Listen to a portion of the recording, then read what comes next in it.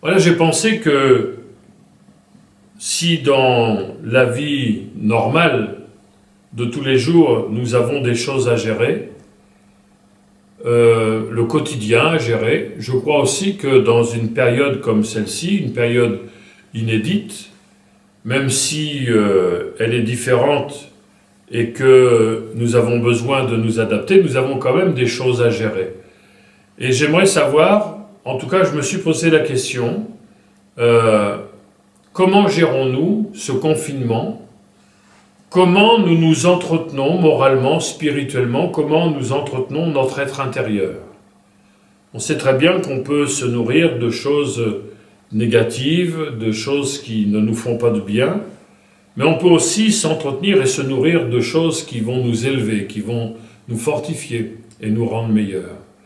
Quand on pense à ce thème, il y a des versets qui viennent tout de suite à notre cœur, et avant de les évoquer, j'aimerais avec vous simplement rappeler la définition de s'entretenir. S'entretenir, on s'entretient avec quelqu'un, donc il y a le côté collectif, au moins avec deux personnes, avec plusieurs. S'entretenir, c'est se soutenir mutuellement. Et puis, il y a aussi ce qui peut être plus personnel, mais en même temps collectif, c'est tenir, s'entretenir ou entretenir quelque chose, c'est tenir dans un état constant, garder à la même intensité en alimentant, en prenant certaines mesures. Alors, posons-nous déjà la question, mais puisque tout a des conséquences, avec quoi et comment je m'entretiens? Avec quoi et comment on s'entretient les uns les autres? Le premier passage que nous allons méditer ensemble, c'est celui où nous retrouvons les disciples d'Emmaüs au chapitre 24 de l'Évangile selon Luc. Et nous lisons à partir du verset 13. Luc, chapitre 24, verset 13. Et voici, ce même jour, deux disciples allaient à un village nommé Emmaüs, éloigné de Jérusalem de 60 stades, environ 13 kilomètres, et ils s'entretenaient de tout ce qui s'était passé.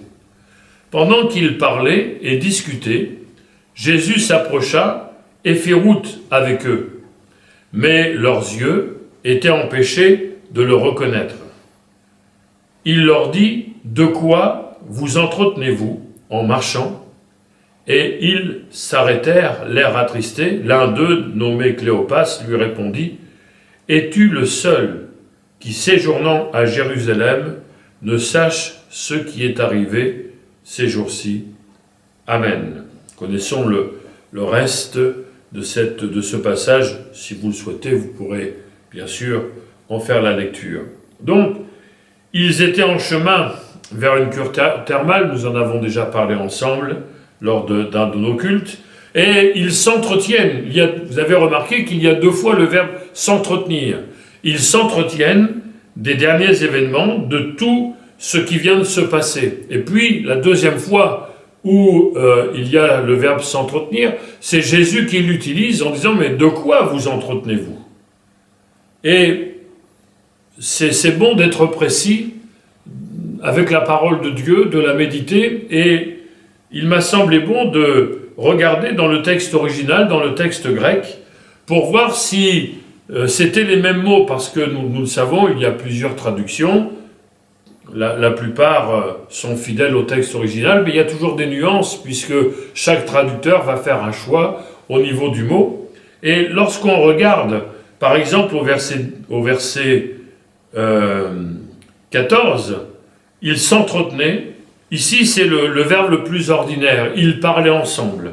Il y avait une conversation. Ils s'entretenaient de ce qui venait de se passer. Et puis, quand Jésus leur pose la question, « De quoi vous entretenez-vous en marchant ?» Ici, c'est un autre verbe qui, dans le texte original, est composé de deux mots, « contre » et « lancer ». Ça veut dire que là, c'est plus fort que de parler. Il se lançait des arguments. l'un après l'autre, ils s'échangeaient des arguments. Et certainement que ça devait être passionné. Alors, passionné mais avec une ambiance négative. Ils n'étaient pas en train de se disputer. Mais ils se lançaient contre l'un, contre l'autre des arguments. Ils pensaient la même chose et ils s'entretenaient des mêmes choses, même si ces choses-là n'étaient pas pour leur faire du bien, puisque leurs paroles étaient remplies de doutes, de nostalgie. Ils ne savaient plus du tout où ils en étaient, c'était l'incompréhension, et il est évident que des personnes qui ne pensent pas de la même manière et qui ne s'entretiennent pas de la bonne manière vont être amenées rapidement au découragement, et il n'y en a pas un qui va essayer de remonter l'autre. On a l'impression que ça fuse, et ils sont d'accord ensemble dans leur découragement, dans leurs doutes, dans leur incompréhension. Ils ne savent plus où ils en sont. Il n'y en a pas un qui se dit, bon écoute, on va arrêter là. J'ai pensé aussi à l'exemple de David. Vous savez, lorsque il a entendu parler de Goliath, enfin qu'il se passait quelque chose, qu'il menaçait Israël, il va aller voir un de ses propres frères, qui va lui dire, mais alors qu'est-ce qui se passe? Et puis son frère va lui dire, mais oh, je sais que tu es venu par orgueil, tu es orgueilleux, etc. Tu es venu pour... il lui a prêté des intentions mauvaises. Et la Bible nous dit que David s'est détourné de lui. C'est-à-dire que, non pas qu'il l'a négligé, qu'il l'a zappé, mais, enfin, quelque part un peu quand même, mais non pas qu'il a été... Il n'a pas refusé son frère, il n'a pas détesté son frère, mais il n'a pas voulu s'entretenir de choses négatives.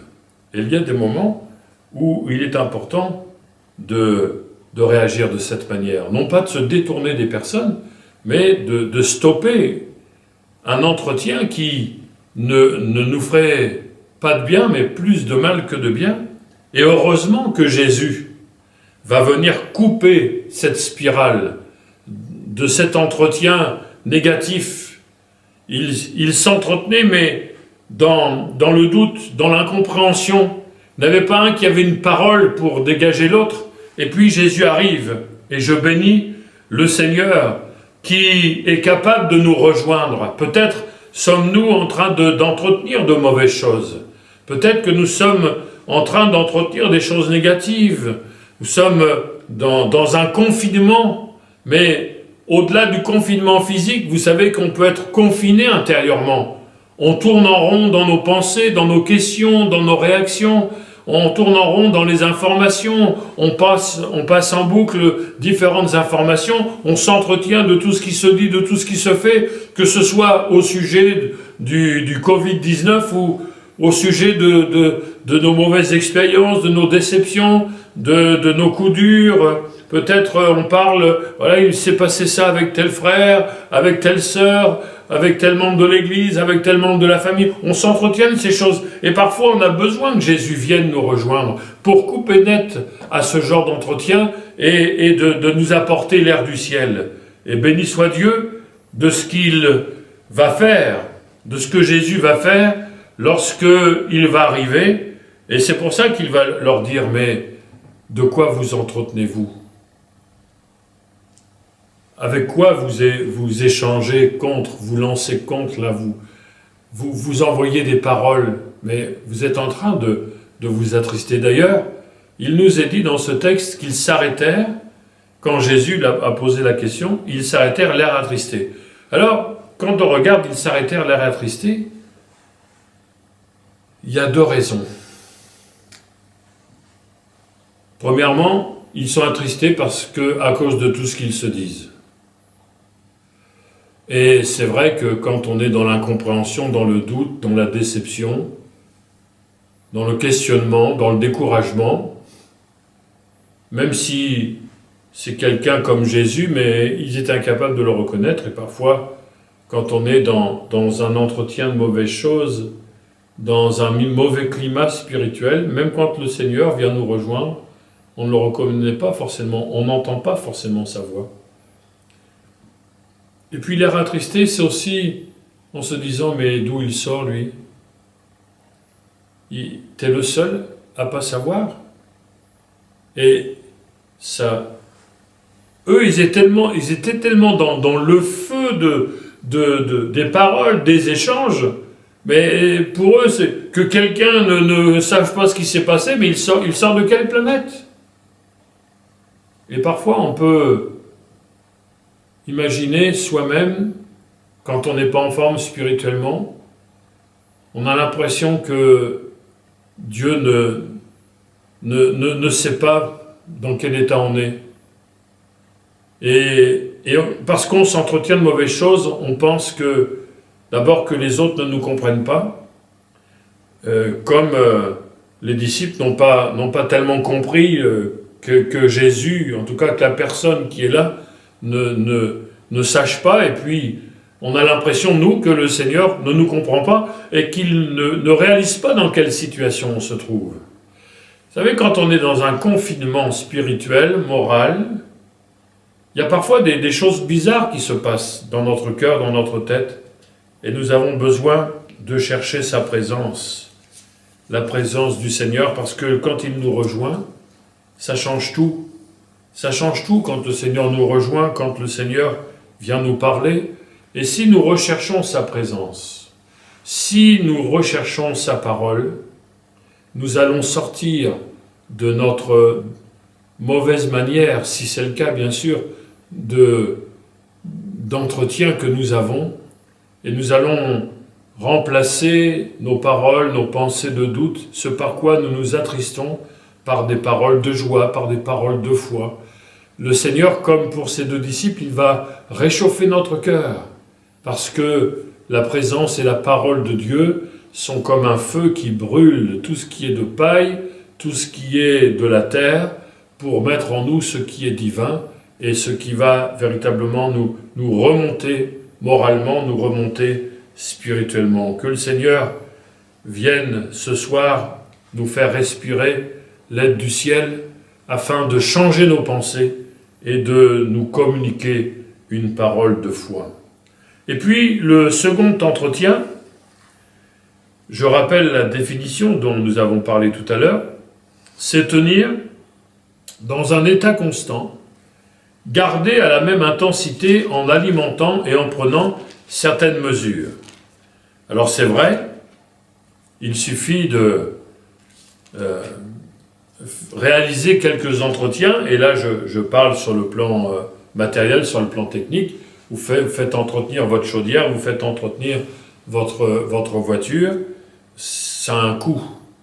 Et c'est vrai que s'entretenir moralement, spirituellement, ça n'a pas un coût financier, mais ça coûte des efforts, ça coûte des bonnes dispositions, ça coûte de prendre du temps, ça coûte de veiller sur son cœur.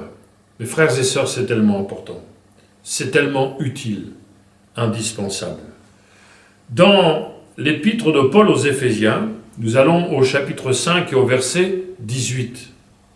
Éphésiens, chapitre 5, verset 18, nous allons ajouter une seconde lecture dans l'épître de Paul aux Colossiens. Éphésiens 5, 18, « Ne vous enivrez pas de vin, c'est de la débauche, soyez au contraire remplis de l'esprit, entretenez-vous par des psaumes, par des hymnes et par des cantiques spirituels, chantant et célébrant de tout votre cœur les louanges du Seigneur. Rendez continuellement grâce à Dieu le Père pour toutes choses, au nom de notre Seigneur Jésus-Christ, vous soumettant les uns aux autres dans la crainte de Christ. » Nous allons tout de suite dans l'épître de Paul aux Colossiens, chapitre 3, nous lisons au verset 16. Colossiens, chapitre 3, verset 16. « Que la parole de Christ demeure en vous dans toute sa richesse. Instruisez-vous et exhortez-vous les uns les autres en toute sagesse, par des psaumes, par des hymnes, par des cantiques spirituels, chantant à Dieu dans vos cœurs, sous l'inspiration de la grâce. » Voilà cet entretien que le Seigneur nous propose, et selon la définition que nous venons de rappeler, et dans le contexte, c'est de maintenir une vie remplie de l'Esprit. Soyez remplis de l'Esprit, entretenez-vous. Donc, le Seigneur nous remplit de l'Esprit et nous avons besoin de maintenir cette plénitude. Nous avons la responsabilité de maintenir cette plénitude. Le Seigneur nous demande de nous entretenir parce qu'il sait que nous sommes parfois inconstants, nous sommes parfois changeants, et puis les circonstances de la vie sont pas toujours faciles à maîtriser, et nous avons besoin toujours d'être encouragés par le Seigneur, par la parole de Dieu. Alors le Seigneur nous dit, mais soyez remplis de l'Esprit, entretenez-vous. Donc, c'est quelque chose de ferme, quelque chose de viril. La parole de Dieu est une parole virile. Et c'est un défi que le Seigneur nous propose de relever avec nous. Pas sans lui. On ne peut pas relever ce défi d'être rempli de l'Esprit, de nous entretenir sans lui. Mais avec lui, le Seigneur nous propose de relever ce défi. Lui, un jour, et peut-être que si l'expérience n'a pas été faite, nous pouvons le faire ce soir. Nous avons été et nous pouvons être remplis de l'Esprit. En ce qui concerne la première Église, dans Actes chapitre 2, verset 4, il nous est dit qu'à la Pentecôte, ils furent tous remplis du Saint-Esprit.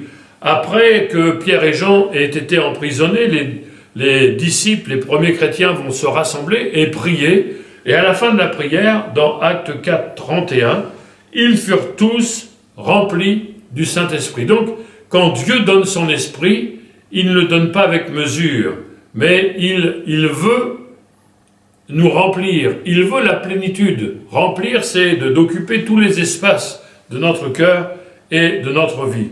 Ça, c'est la part du Seigneur. Notre part, et ce qu'il nous demande de faire, c'est de nous entretenir. Entretenez-vous. Vous avez été remplis, mais il faut entretenir cette plénitude. Et le Seigneur dit que si nous avons soif, il faut venir à lui et il saura déverser dans nos vies la plénitude du Saint-Esprit. Alors, de quelle manière pouvons-nous nous entretenir? Alors ici, entretenir, c'est le verbe parler à soi-même ou parler aux autres. Dans ce contexte-là, il y a la pensée communautaire, mutuelle. Ça veut dire que être rempli de l'Esprit, ce texte-là nous dit que ça ne peut pas se faire tout seul, ça ne peut pas se faire sans le secours de l'action du Saint-Esprit, parce que nous allons nous communiquer des choses, nous allons nous entretenir, nous allons échanger des choses, nous allons pouvoir insuffler quelque chose dans la vie de l'autre. Bien sûr, pas de la mauvaise manière, comme nous avons dit avec les disciples d'Emmaüs, mais avec ce qui vient de l'Esprit. Alors, avec quoi nous allons pouvoir nous maintenir dans un bon état spirituel, dans un bon état constant, et garder la même intensité? Eh bien ici, nous avons plusieurs réponses. Avec quoi? Il nous est parlé des psaumes. Avec les psaumes de la parole de Dieu, les psaumes de la Bible. Pourquoi? Parce qu'ils élèvent, ils glorifient la personne du Seigneur, ils mettent en avant ses œuvres, ils mettent en avant son amour, sa compassion. Les psaumes parlent de notre propre vie et nous parlent aussi du Dieu de la vie qui vient au secours du croyant, de la croyante. Et quand on lit les psaumes, on entretient la vie de l'esprit, on entretient cette plénitude de l'esprit. Ensuite, il est parlé d'hymnes. Alors, disons-le tout de suite, au niveau des psaumes, ils peuvent être lus ou chantés comme nous le faisons. Nous chantons parfois des psaumes. Des cantiques ont été inspirés des psaumes. Ensuite, il est parlé des hymnes. Les hymnes, parce que ce ne sont pas des mots interchangeables, chacun a sa propre définition. Les hymnes, ce sont les chants composés par les chrétiens qui expriment leur foi, qui expriment leur expérience, et comme le dit Paul aux Colossiens, ils chantent sous l'inspiration de la grâce. C'est important que les auteurs-compositeurs, et nous bénissons Dieu parce qu'il y en a beaucoup qui nous apportent de bons chants, de magnifiques chants. Entre parenthèses, je pense que bientôt la jeunesse I7G pourra aussi nous concevoir quelques chants magnifiques. Et il y a peut-être au milieu de l'Église des auteurs-compositeurs qui, sous l'inspiration de la grâce, vont apporter des chants inspirés et qui vont être des hymnes à la gloire du Seigneur. Et puis il est parlé des cantiques spirituels, des chants inspirés, et ici il y a la pensée des choses plus spontanées, c'est-à-dire il n'est pas question d'auteurs-compositeurs, mais des chants spontanés, parfois dans la langue maternelle, mais aussi des chants en langue. Vous savez qu'il est dit dans 1 Corinthiens, chapitre 14 et au verset 15, il nous est parlé des deux choses, des chants dans notre langue maternelle et des chants par la puissance du Saint-Esprit. 1 Corinthiens, chapitre 14, verset 15. Il est dit ceci: « Que faire donc? Je prierai par l'Esprit, mais je prierai aussi avec l'intelligence. Je chanterai par l'Esprit, mais je chanterai aussi avec l'intelligence. » Ici donc, il est question des cantiques spirituels, des chants inspirés, mais beaucoup plus spontanés. Alors avec quoi, nous venons de le dire, des psaumes, des hymnes, des cantiques spirituels, comment? Bien, il nous est dit, chantant et célébrant de tout votre cœur les louanges du Seigneur. Il est ici question d'intensité. Même si nous n'avons pas une bonne voix, une forte voix, peu importe. Mais il est question de ferveur, chantant et célébrant de tout votre cœur les louanges du Seigneur. Plus il y a cette intensité, plus il y a cette ferveur, et moi le premier, je pense que parfois on manque de liberté et de pouvoir chanter de tout notre cœur, vraiment d'ouvrir notre cœur et de permettre vraiment à la puissance de l'Esprit de se manifester, d'agir et de couler de notre cœur pour que ceux qui nous entourent puissent en être abreuvés. Chantant et célébrant de tout votre cœur les louanges du Seigneur, il est aussi question de sincérité. De tout votre cœur, c'est l'intensité, mais c'est aussi la sincérité. Le cœur doit être la source de notre louange, et notre louange doit être une expression profonde à la gloire du Seigneur. Ensuite, dans quel état d'esprit? Rendez continuellement grâce à Dieu le Père pour toutes choses, au nom de notre Seigneur Jésus-Christ, vous soumettant les uns aux autres dans la crainte de Christ. Tout ça, c'est dans l'entretien. Il ne faut pas dégager les choses. Pas simplement les psaumes, les hymnes, les cantiques spirituels, chantant, célébrant de tout votre cœur, puis le reste, on l'oublie. Non. Il est question ici de rendre grâce à Dieu continuellement. Être rempli du Saint-Esprit, c'est remercier Dieu pour toutes choses et en tout temps. C'est un des signes d'ailleurs, quand on est capable, quoi qu'il arrive, non pas de ne pas pleurer, de ne pas être triste, ou parfois même de passer par des périodes de découragement, ça peut arriver, mais quand même bénir le Seigneur pour chaque chose. C'est l'œuvre de l'Esprit de faire que nous soyons quand même satisfaits, quelle que soit la période dans laquelle nous pouvons être. Tirer le meilleur de chaque situation et de voir en toute chose la main du Seigneur. Parce que même si les temps sont difficiles, nous verrons toujours, si nous sommes remplis du Saint-Esprit, que la main du Seigneur est au contrôle et qu'il va nous épargner, qu'il va nous conduire et qu'il va diriger les choses. Nous lui faisons confiance et que Dieu nous aide à lui rendre grâce pour toutes choses. Et puis, ce qui est aussi l'état d'esprit de la personne qui est remplie du Saint-Esprit, vous soumettant les uns aux autres dans la crainte de Christ. Puisqu'il est question de s'entretenir mutuellement, il est important qu'il n'y ait pas de couac dans la communion fraternelle. Et de tout faire pour qu'il n'y en ait pas. De tout faire pour que s'il y en a, ou s'il y en a eu, que les choses se réparent. Parce que nous savons, d'abord, Paul l'a écrit dans cette même épître, qu'il faut pas attrister le Saint-Esprit à cause de l'amertume, de l'animosité, de la colère, de la clameur, de la calomnie et toute espèce de méchanceté. La calomnie, c'est dire du mal, etc., etc. Et on n'est pas rempli du Saint-Esprit si on dit du mal de quelqu'un. Donc vous soumettant les uns aux autres dans la crainte de Christ.